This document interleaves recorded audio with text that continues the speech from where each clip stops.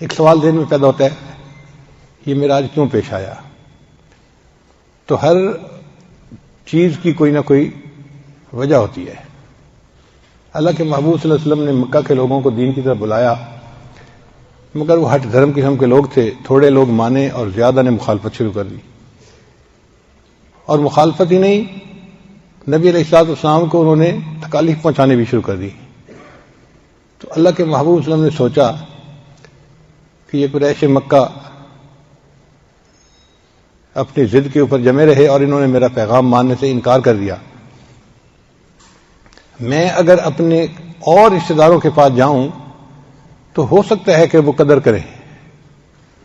اس زمانے میں رشتہ داری کی، قبیلے کی، تعلق کی بڑی قدر کی جاتی تھی۔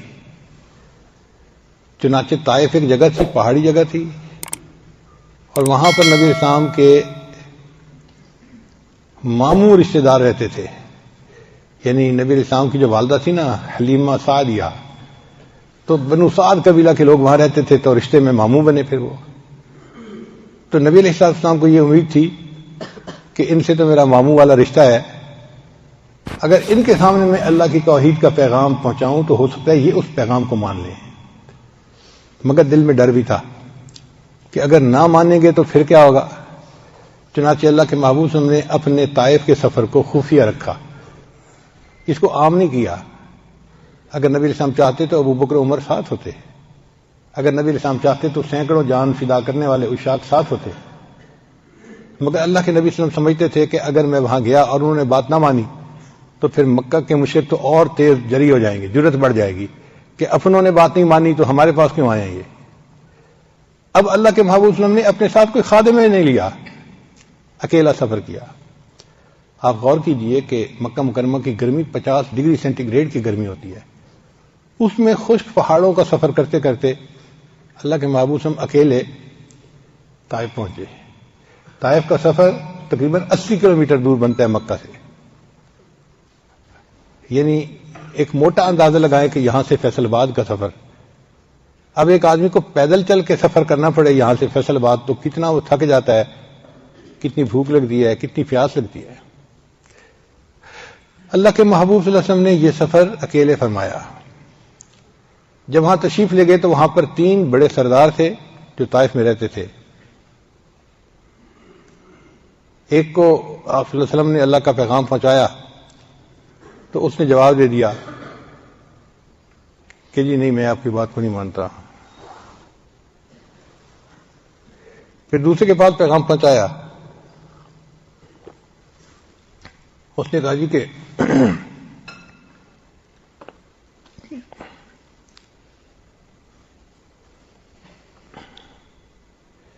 میں بھی آپ کی بات کو نہیں مانتا، اور تیسرے نے کہا کہ میں اس بات کو سننا ہی نہیں چاہتا، میں کیوں سنوں۔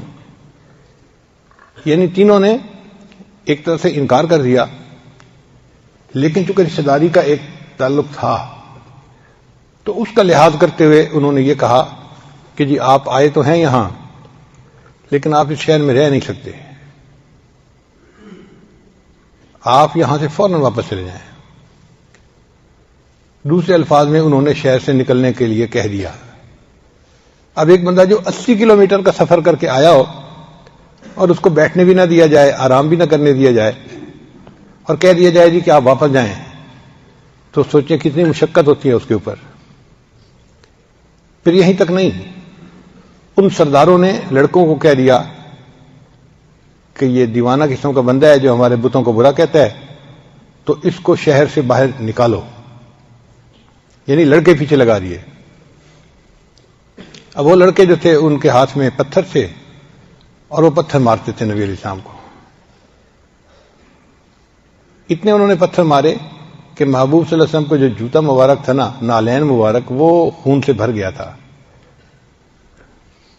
اور عربوں میں تو مہمان نوازی مشہور تھی، ایک بندہ 80 کلومیٹر کا سفر پیدل طے کر کے آیا ہے، انہوں نے روٹی پانی بھی نہیں پوچھا، اور اسی بھوک کی حالت میں، تھکاوٹ کی حالت میں نبی علیہ السلام کو شہر سے باہر جانا پڑا، اور اوپر جو انہوں نے ہیوملٹی کی وہ اس کے علاوہ تھی، اپنی طرف سے تو انہوں نے بے عزت کر کے نکال دیا۔ جب نبی علیہ السلام شہر سے باہر آ کر بیٹھے تو اللہ کے حبیب صلی اللہ علیہ وسلم کا دل بہت مغموم تھا. نبی علیہ السلام نے اس وقت ایک دعا مانگی، اللہم الیک اشکو ضعف قوتی وقلت حیلتی وہوانی علی الناس. اے اللہ، میں اپنی قوت کی کمزوری کی اور اسباب کی قلت کی اور لوگوں کے سامنے اپنے کمزور ہونے کا شکوہ آپ کے سامنے عرض کرتا ہوں. انت ارحم الراحمین. اے اللہ، آپ سب رحم کرنے والوں سے زیادہ رحم کرنے والے ہیں. الی من تکلنی الی عدو یتجہمنی. اے اللہ، آپ مجھے دشمن کے سپرد کرتے ہیں جو میرے اوپر تو شروع ہوتا ہے، غصہ کرتا ہے. او الی قریب ملکتہ امری. یا کسی قریب کو کہ اس کے حوالے آپ نے میرے امر کو کر دیا. ان لم تکن غضبان علی فلا ابالی. اے اللہ، اگر آپ مجھ سے ناراض نہیں ہیں تو پھر مجھے کسی چیز کی پرواہ نہیں ہے. ان عافیتوں کا اوسع لی. آپ کی عافیت میرے لیے بہت وسیع ہے. اعوذ بنور وجہک الذی اشرقت لہ الظلمات. اے اللہ، میں آپ کے چہرے کے اس نور کے طفیل مانگتا ہوں جس سے کہ دنیا کی ظلمتیں ختم ہو گئیں. وصلح علیہ امر الدنیا والآخرہ. اور دنیا اور آخرت کے سب کام اس سے سنور گئے. کہ آپ کا غصہ میرے اوپر ہو یا آپ مجھ سے ناراض ہوں. لکل اتبا حتی تردا. اللہ، آپ کو اس وقت تک منانا ضروری ہے جب تک کہ آپ راضی نہیں ہو جاتے. آپ ذرا اندازہ لگائیے اس دعا کے الفاظ کا کہ محبوب صلی اللہ علیہ وسلم نے کتنی عاجزی کے ساتھ اللہ کے سامنے فریاد عرض کی. لا حول ولا قوت الا بک. اللہ، آپ کے سوا کوئی قوت نہیں. تو آپ صلی اللہ علیہ وسلم ایک جگہ پر بیٹھے، تھکے ہوئے تھے اور بہت مغموم تھے. قریب انگوروں کا ایک باغ تھا. ایک آدمی تھا، اس کا نام تھا اداس. وہ وہاں مزدوری کرتا تھا مگر آیا ہوا کسی اور علاقے کا تھا. جیسے اس شہر میں بہت سارے لوگ مزدوری کرنے والے ہوتے ہیں. کوئی فیصل آباد سے آتا ہے، کوئی سندھ سے آتا ہے، کوئی بنو سے آتا ہے، کوئی اور شہروں سے آتا ہے. تو وہ دور سے آیا ہوا تھا. اس نے جب دیکھا کہ ایک آدمی ہیں جو آئے ہیں اور تھکے ہوئے ہیں اور بیٹھ گئے ہیں تو اس کو خیال آیا کہ بھئی میں ان کو کچھ کھانا پینا تو دوں. تو اس نے اپنے باغ کے مالک سے پوچھا. تو مہمان نوازی تو ان کی فطرت میں تھی. وہ اگرچہ باغ کا مالک کافر تھا، شیبہ کا اور ان کا باغ تھا، اس نے اجازت دے دی. چنانچہ اداس کچھ انگور لے کے نبی اسلام کی خدمت میں آیا اور اس نے آ کر انگور پیش کیے، پانی دیا. نبی علیہ السلام نے انگور کھائے، پانی پیا تو طبیعت کچھ بحال ہوئی. تو نبی علیہ السلام نے اس سے تعارف پوچھا، بھئی تم کہاں سے ہو؟ اس نے کہا جی میں تو نینوا کا رہنے والا ہوں اور وہاں سے یہاں آیا ہوں اپنی مزدوری کے لیے. تو نبی علیہ السلام نے فرمایا اچھا آپ یونس علیہ السلام کے علاقے کے رہنے والے ہیں؟ وہ نام سن کر حیران ہو گیا کہ جی آپ ان کو کیسے جانتے ہیں؟ کیونکہ یونس علیہ السلام اس علاقے میں پیغمبر گزرے تھے اور ان کے نام کو کوئی باہر کی دنیا کا بندہ جانتا ہی نہیں تھا. تو نبی علیہ السلام کی زبان سے یہ لفظ سن کے وہ بڑا حیران ہوا. تو نبی صاحب نے فرمایا کہ وہ میرے بھائی تھے، وہ بھی اللہ کے نبی تھے اور میں بھی اللہ کا نبی ہوں اور اللہ ہی نے مجھے اس کا بارے میں بتایا ہے.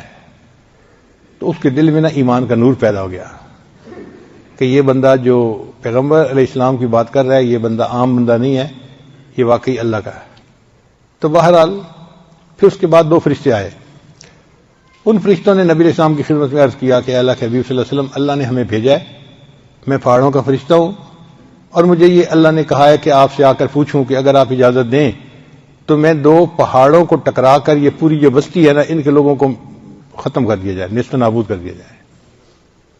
یعنی جن لوگوں نے آپ کی اتنی بے اکرامی کی ہے اب آپ اجازت دے دیجئے، ہم ان کا نام و نشان مٹا دیتے ہیں. 2 پہاڑوں کو ٹکرانا فرشتے کے لیے کون سا مشکل تھا؟ نبی صاحب نے اجازت نہیں دی. یہ دعا کی کہ یا اللہ میری قوم کی مغفرت فرما فإنہم لا یعلمون. وہ مجھے جانتے نہیں ہیں، ان کو حقیقت کا احساس نہیں کہ کون ہوں میں اور ان کے پاس اللہ کا پیغام لے کے آیا ہوں. چنانچہ نبی علیہ السلام نے ان کو منع کر دیا اور یہ بھی کہہ دیا کہ اگرچہ یہ لوگ ابھی ایمان نہیں لائے، ہو سکتا ہے آنے والے وقت میں ان کی اولادوں میں سے کچھ ایسے ہوں جو ایمان لائیں اور دین پر عمل کرنے والے بن جائیں. تو محبوب صلی اللہ علیہ وسلم کی رحمت للعالمین دیکھیے کہ اتنا کچھ ان سے خراب رویہ برداشت فرما لیا اور ان کے لیے عذاب کی اجازت نہیں دی. فرشتے چلے گئے تو نبی اسلام پھر اکیلے تھے اور اس کے بعد تنہائی میں بیٹھے ہوئے دل بہت غمزدہ تھا. تو نبی اسلام نے پھر دعا کی کاش کوئی میرا یار ہوتا جو مجھ سے یاری کرتا, میرا کوئی دلدار ہوتا جو مجھ سے دلداری کرتا, یعنی کوئی میرا قریبی دوست ہوتا کہ میں اپنا غم اس کے ساتھ شیئر کر سکتا. مقصد کہنے کا یہ تھا. جب نبی علیہ السلام نے یہ الفاظ کہے نا تو اللہ تعالیٰ نے فیصلہ فرما لیا, اے میرے محبوب میں آپ کا یار ہوں اور میں آپ کا دلدار ہوں. اب میں آپ کو اپنے پاس بلاؤں گا اور میں آپ کے دل کا غم آپ سے شیئر کروں گا. چنانچہ نبی علیہ السلام طائف سے واپس تشریف لے گئے مکہ مکرمہ, اور اس کے چند دنوں کے بعد نبی علیہ السلام کو یہ سفر معراج پیش آیا. تو گویا من تواضع للہ رفعہ اللہ, جو تواضع اختیار کرتا ہے اللہ اس کو بلندی عطا فرماتا ہے. میرے آقا صلی اللہ علیہ وسلم نے اللہ کے سامنے کتنی تواضع اختیار کی, کیسی پیاری دعا مانگی اور مٹ کے الفاظ کہے. اس کے نتیجے میں اللہ نے آپ صلی اللہ علیہ وسلم کو معراج پر